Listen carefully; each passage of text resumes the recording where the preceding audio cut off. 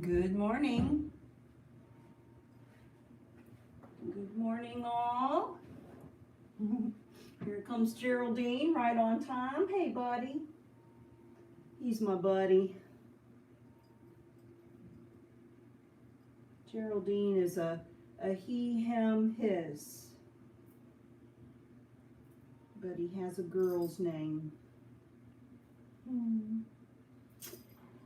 So, it's 10 o'clock. I'll give everybody a minute or two to check in. It's a cloudy, not dreary day, but it's a cloudy day, and maybe people are moving a little slow. So I'll give everybody a chance to bump onto their devices and get your space ready.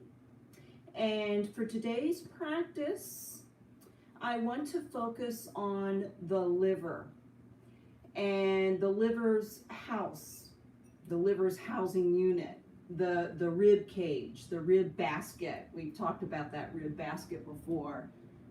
Good morning there, Susan. How are you? Nice to see you. So we're focusing on the liver. Can't live without the liver, hence its name. And we'll talk more about it in just a few moments, but for now, get your space ready. Have a blanket. We will start in a supported restorative pose called supported fish. And you will need a blanket for this pose. And remember that the more neat it is, the more enjoyable the experience. I call that the princess and the pea effect. If there are any lumps or such in your blanket, that will affect your stance. So we'll be starting in a supported fish pose. If you're just now coming in, we've got a blanket. It is perpendicular to the long lines of my mat. And as you're ready, we'll just go ahead and get into the pose and do a little bit of centering in the pose. So take your time, lying back. Welcome to the YouTube, the Sun and Moon YouTube yoga channel. We're here every morning from 10 to 10:30. I'm Jennifer Eubank here on Fridays. And we're starting in a reclining position. And make sure the blanket is not at the very top of the mat, because you want your shoulders and your arms not to be on the blanket, but to be on the mat. So you need room for your head and shoulders on the mat. So as you lie back on the mat and on your blanket, you may want to start with your knees bent a little bit to begin with as you settle in. And notice that my lower upper back and my upper middle back is what's on the blanket here. If you're a lady, your bra strap. And make sure that you're positioned in a way that the head, the shoulders, and the arms are on the blanket and not, on the mat, not on the blanket. The head, the shoulders, the arms are behind the blanket, and my arms are lined up with this blanket. So I use the blanket for support and also as a guide to keep my arms straight. In other words, they're not way overhead, they're shoulder height. And you can have either the palms down or the palms up.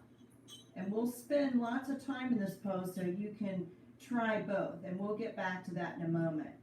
But for now, once you've got your body on the mat and the blanket in such a way that you've got the slight back bend and your chest and your ribs are lifted and parting,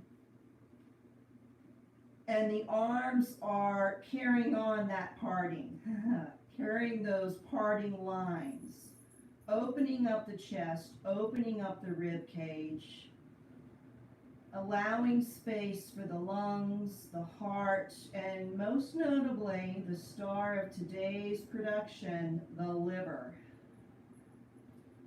And you settle in, nestle in. You can have the legs straight. You can have them slightly curved a little bit. I think it makes it stronger if the legs are engaged and the toes are pointing up to the ceiling, because that engages the muscles in the legs and that gives me support in my lower back. And you can have the legs really close together, slightly apart, or you can even go even further apart. What gives you the most stability in that bottom half that's going to protect what's going on in the upper half? Because this is a vulnerable position to be in. And you want to be protected. You want to be safe physically as well as emotionally.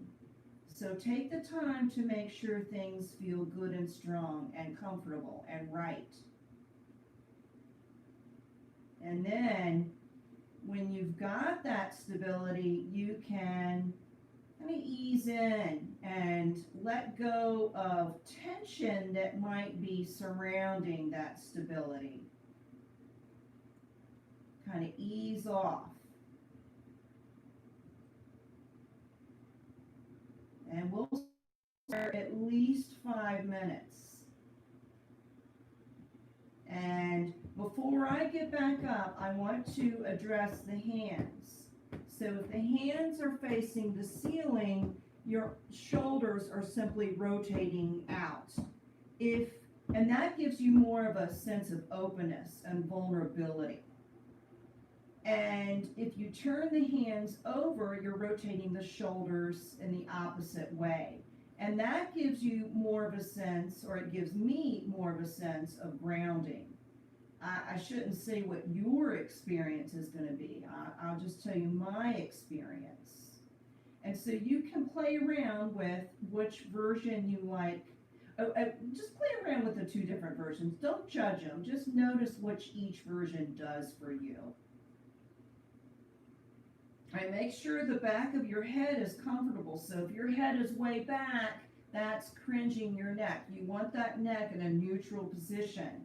So if your head is back, you might want to put another little blanket under your head to make sure that your chin is not reaching for the wall behind you, nor do you want it reaching for the wall in front of you. You want a nice neutral chin. And you can take your fist and put your fist in between your chin and your clavicle here and see if you've got that space, and maybe slightly tuck it a little tiny bit in so that you do get a little bit more length in the cervical spine, the top part of the spine, i.e. the neck. So those are the main points to keep you safe and organized and find your prototype. And I'll give you a few minutes for you to continue to delve into your prototype pose, and you can continue to fine tune it. I might have just said the same thing twice, I don't know. And I will sit up for just a moment as you enjoy your supported fish pose so you can hear me a little bit better. And in a few minutes, I'll get back down into that position. But supported fish is a supported back bend. And with the back bend, you open up the chest, you broaden the upper regions of the body, giving expansion in your ribs, and we've already talked about that. And for the next minute or so, when you know you've got that structure and the safety taken care of in your pose, delve into what's going on with your breathing and the energy within your body. And close the mouth if you can and breathe in and out through the nose, our yogic parasympathetic nervous system breathing. And just breathe gently in and out through the nose. And take a few rounds to just notice what's going on with your breathing. Notice the inhales in relation to the exhales. Notice the distinction between the two. Notice how they kind of roll into one another. And as you notice your breath, perhaps you'll start to notice that you're also slowing it down and expanding it and taking in more and letting out more. And see if you can find a sense of balance in your breath. Find a sense of balance in the structure of your body, left and right, right and left. There's going to be some slight differences, but there are a lot of similarities. So see if you can use the breath to help you integrate the two sides of your body. And find balance in the structure of your body, find balance in your breathing, and that might help you find a little bit more balance in your emotions and your thoughts. And you can let go of preconceived notions, because that's what today's lesson is about. Live and let live. I live my life. Those around me live their lives. We all have commonalities, we all have differences, but in the end, we're all integrated and united, and we're all in this crazy, challenging pandemic time together.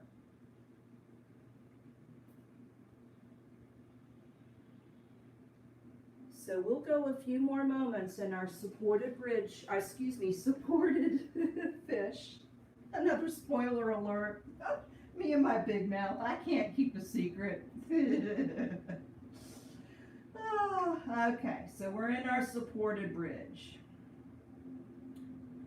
So I picked this pose to begin with in our discussion of the liver, because the liver is the biggest gland and a very large organ within the torso, and it's on the right side of your body. It goes into the left side also, but it's primarily on the right side of your body. And it's nestled in your ribs. And as you hold this pose and breathe into those ribs and expand your chest and the housing unit for your liver, the liver has a chance to just kind of settle in. You know, these yoga poses are good not just for the bones and the muscles, but the organs as well. We tend to stress more the structure. And so I wanted to really focus on the organs today. And this is my favorite organ, the liver, because I have a very close relationship with mine. I severed mine in half in a car accident. I broke 5 of my ribs and they severed my liver right in half. I don't know where it went. They didn't remove it. I guess it just kind of dissipated in my body. And the liver is really awesome. You can't live without it, but you can live with part of it because it regrows. So my liver's probably back to where it was. Maybe, not quite 100%. It's probably got more fat in it and scar tissue, but it regenerated itself. But I also, as I was recovering from my accident, I had a lot of anger in me. And I've learned that anger is held within the liver. Chinese medicine, they believe that anger gets pent up in that liver. And as you As I have come to terms with my liver, I've been able to come to terms with my emotions and my behavior and how I work with things and people around me. Not just people, but my pets, my objects, my car, my money, all these things. I start having better relationships with everything around me because I'm having a better relationship with myself. And I've done that by tapping into what's going on with my liver, because I was holding anger. And if I let that anger go in my liver, I let it go elsewhere. And I've become much more harmonious and funner to be around, I think. So let's make our way to the next pose. So draw the belly in before you pick one knee up and put the foot on the floor, and keep that belly drawn in as you bring those knees forward. That protects your lower back. And hang out here with those bent knees for a couple of moments. You don't want to change too abruptly. And then come to your side, roll to that side, and hang out here for a couple of breaths. And you've got your arms to brace you and your legs to brace you. Come on up into a table pose. And you've got your blanket right there. So if you have knee issues, you can put your knees on the blanket, and we'll stay in table just for a few moments. I want to concentrate on strengthening the muscles around the ribs, and that can help open up and spread out those ribs and give my liver and your liver a little bit more room to perform its functionalities much more readily. So I would like to do some plank poses. So from here, with all kinds of plank poses. So for the next 5 or 10 minutes, we'll focus on different kinds of planks. You can start in your table and bring your hands slightly forward and spread those fingers out nice and wide and put the weight on the first 2 fingers. What little weight you do in the hands, put on those first 2 fingers. Try to really use the back of the body to protect you as you come forward. And you can start in a knee plank version. And keep the belly drawn and the chest lifted, and squeeze the rib cages. Squeeze your rib cage, your rib basket. Think about the muscles that are surrounding the ribs, the inside, the outsides, the intercostals, maybe your belly muscles start to turn on as you get those engaged, and maybe find a little bit more strength, and you can pick those knees up and make your way to a stronger plank. And anytime you want, you can bring the knees back down into a quieter plank version. And anytime you want, you can come back in a table, a puppy, or a child's, and put movement. I call these rocking horses. You can go back and forth, and then whenever you're ready, we'll do about maybe 5 or 10 planks, depending on what you've got in you. And you can do these different versions. Again, if you're feeling tired, just stay with the knee version. If you're getting a little bit more energetic, turn up the volume. Whatever you're doing, make sure your body, your whole body is participating. Load into your feet and your legs. Use your glute muscles. Draw in your belly. Keep your head lifted. If you let that head go down, then the muscles in the chest cave in. They don't help you. And they can be strong players in keeping the balance between the left and the right, and the front and the back, and the bottom and the top. Find that balance, find that symmetry in your poses.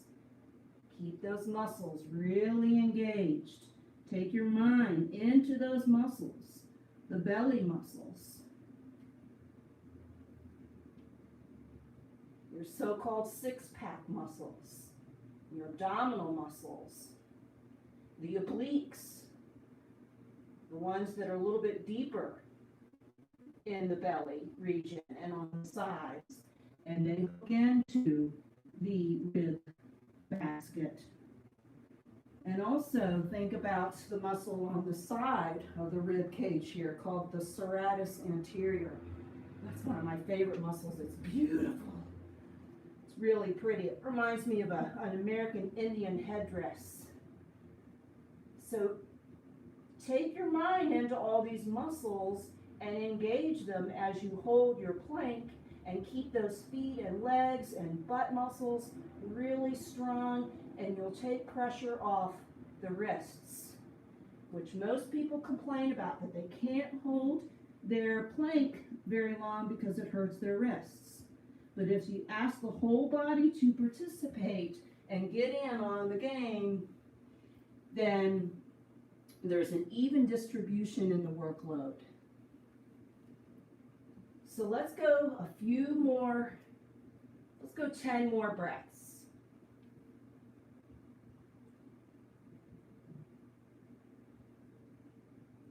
I didn't even introduce the side planks. You could always do side planks, although it's a little late for that.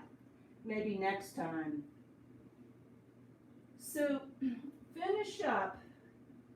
Take the next couple of breaths to finish up. Spend a little time in your table pose. Maybe bring your hips from side to side. Maybe make your way down into a puppy pose. Wag your tail and eventually go down into a child's pose for a few breaths. And as you come down into your child's, feel the pressure on the belly region. And your liver gets a nice little massage in this position. And as you breathe in and out, that accentuates that massaging effects. And your organs love to get massaged. This is a great pose. And we talked about that last week. Really good for the digestion as well. And the liver plays a huge role in your digestion.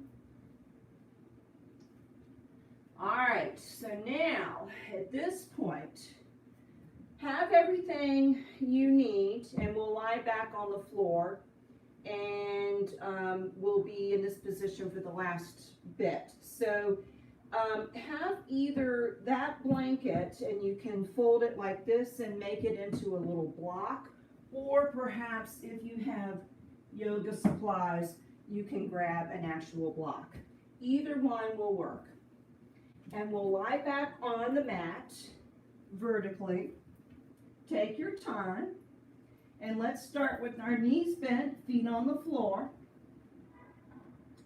And take a few breaths to lengthen your spine and give your torso the space it needs to lengthen and widen. And notice the rib cage kind of settle out and widen, expand. And maybe take your mind into your liver. It's right on the right side in the lower part, nestled into your rib cage. And send breath, oxygen, oxygenated fresh blood into that liver region.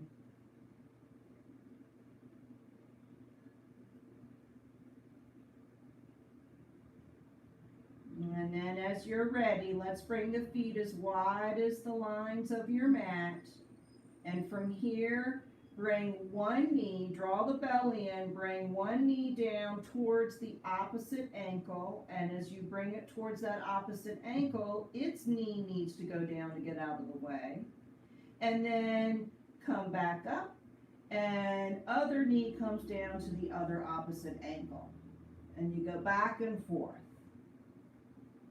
Arms out by the sides, close to the body maybe, not touching. Try not to have them on the body. Brace yourself against the floor. They might be shoulder height, they might be a little bit lower. Try not to bring them higher than shoulder height, because that'll put strain on your shoulders. And you want to keep your body well organized so that it can go with the flow and it can keep up with this movement. And we'll do this for about a minute. And I like this version of twist because it gives me a little bit more room in the lower regions. I feel it more on the bottom half than the upper half, which is where we usually feel our twist because it's meant to open up the chest a little bit more. But this gives me a little chance to open up the lower parts of my ribs, which is where that liver resides. I mean, it comes up into the upper regions of your ribs. Keep going back and forth. Maybe you bring the head into it and bring your head from side to side, and it can be in the same direction as the knees or opposite. But this version, for some reason, I like to keep my head out of it. I just go back and forth. We'll go a few more rounds. Breathe as you go. Nice big inhales, nice big exhales. I'm going to slow down my last few. I'm going to go really, really slow. Feel that release in my lower back, the core muscles that we just worked, the intercostal muscles, which are the muscles inside the ribs, the serratus anterior, the muscles on the outside edge of the ribs, the oblique and abdominal muscles, which are deep in the belly and veer out into the sides. This is a nice way to release all those muscles. And as we release the muscles, then the ribs can relax and expand. And then our liver can just settle in and get the space it needs. And then we'll come back to center whenever you're ready. And then bring your feet in. And then from here, take that block or blanket, and we'll go into a supported bridge pose for a few breaths. So knees bent, feet on the floor. Feet and knees are equidistant apart.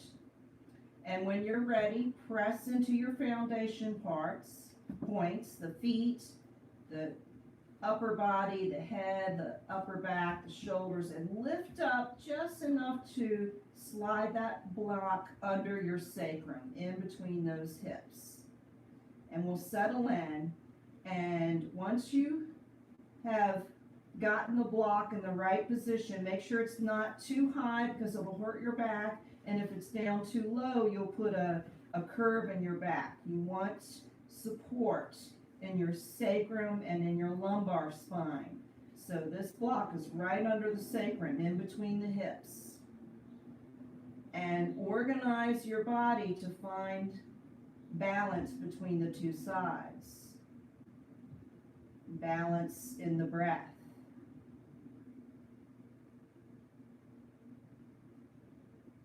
And as you find balance and symmetry in your pose and in your breath, once again, maybe you're starting to feel a little bit more balance in your emotions. And you are perhaps more willing to accept others' ideas. Live and let live. It starts with you.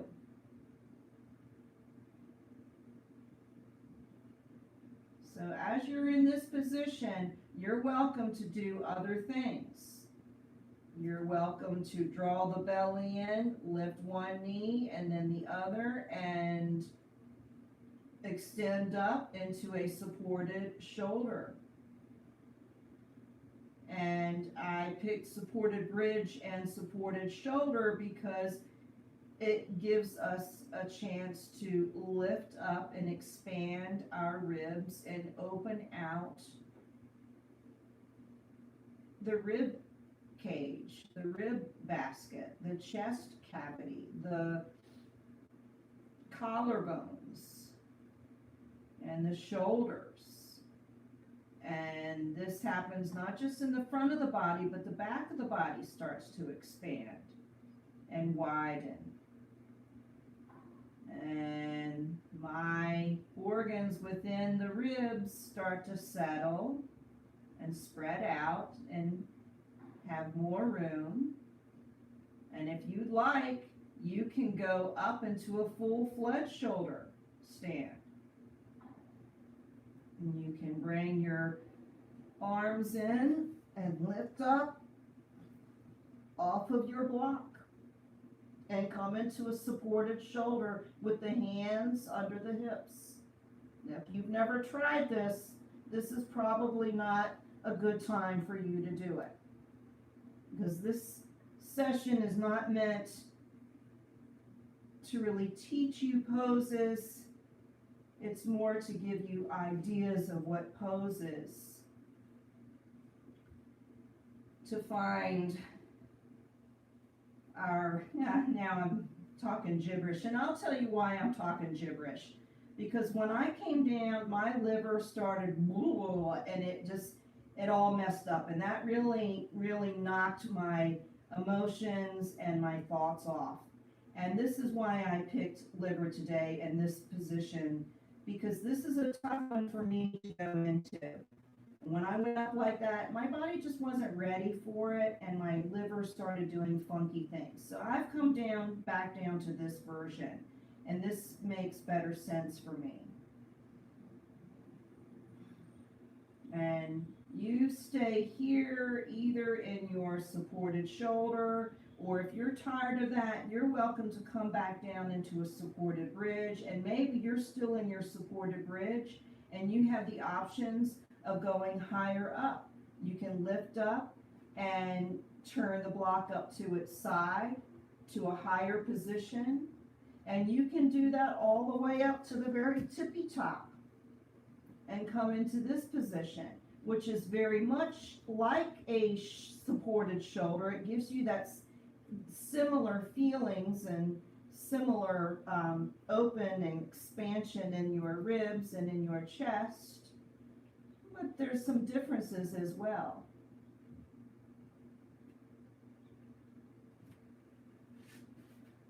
And I'm going to make my way back down. So if you go up to the highest region,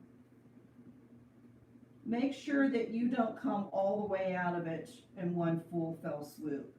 Incrementalize. Go back down level to level.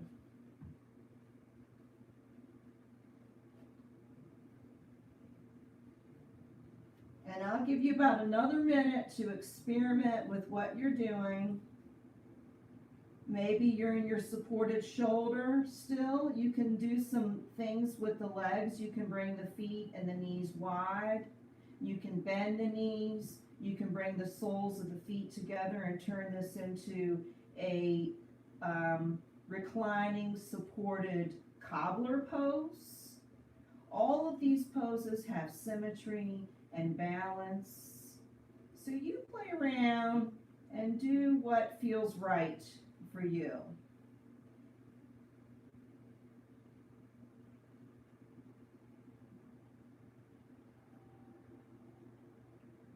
Live and let live. What does that phrase mean to you? To me, it means there's got to be room for all of us. I live my life. I let those around me live their lives. It's not my choice, not my decision to make choices for others.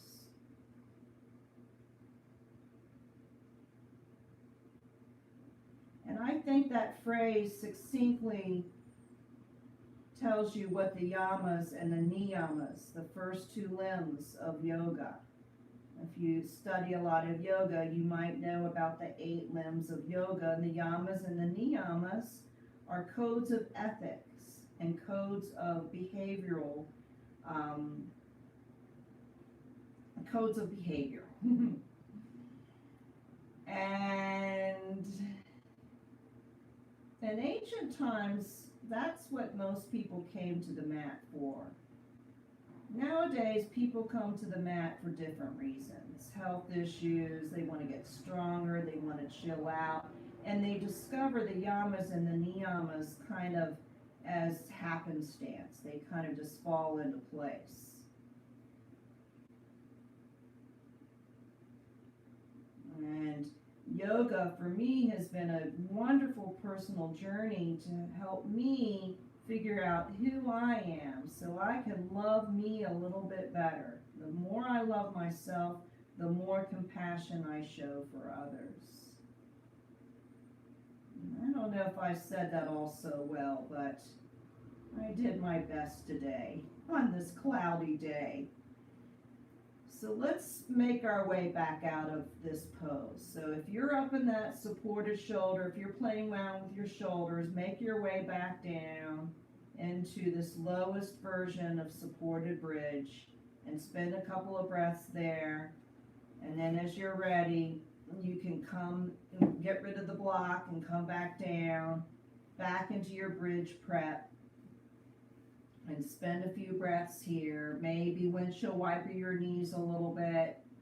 And then as you're ready, draw your belly in and bring one knee in at a time and give yourself a nice little hug. Bring your thighs onto your belly. A little pressure on the belly, maybe rock from side to side. Give your lower back a little massage. And then as you're ready, come back to center. Maybe a couple of more breaths, squeezing the legs a little bit closer into your chest and into the ribs, if it's there for you. Don't strain it. And then as you're ready, roll to one side and take a breath or two on your side. And then as you're ready, come back up. And we'll meet in a seated position. And I hope that that was a nice little yoga session for you. I hope that was a good way to start your day. Maybe it inspired another 30, 40 minutes on the mat. Maybe it inspired breakfast. So thank you again for being here. I'm Jennifer Eubank. I'm here every Friday from 10 to 10:30. Thank you to Sun and Moon for this opportunity to grow, and I really am so thankful for this opportunity to be here each week. And I also wanted to thank Mr. Leslie Kamenoff, who is here this weekend virtually within the studio. He's not in town, but he's working a lot with the Sun and Moon community, and I dedicate this session to Mr. Kamenoff, because it was Mr. Kamenoff who taught me what was going on with my liver. And when he was able to teach me the mechanics of what was going on as a result of my accident, I was able to dissipate the pain and the angst that was surrounding that organ. And it helped me relax and delve a little bit more deeply into the emotions that were behind that angry liver. It was anger in my own self. And so, Mr. Kamenoff, thank you so very much for that lesson. And I hope you'll all have a great weekend, Sun and Moon folks who will be there for that. And I hope the rest of you have a great weekend. And be here next week, Fridays 10 to 10:30. Have a great day. Let me see who's here. I can't see far away. Greg Mann and Frank. Thank you so much, Greg. Thank you, Frank. Thank you for being here. Ooh, I went over. I went way over. That's okay. All right, everyone, I wish you peace and happiness. Have a lovely weekend. Take care.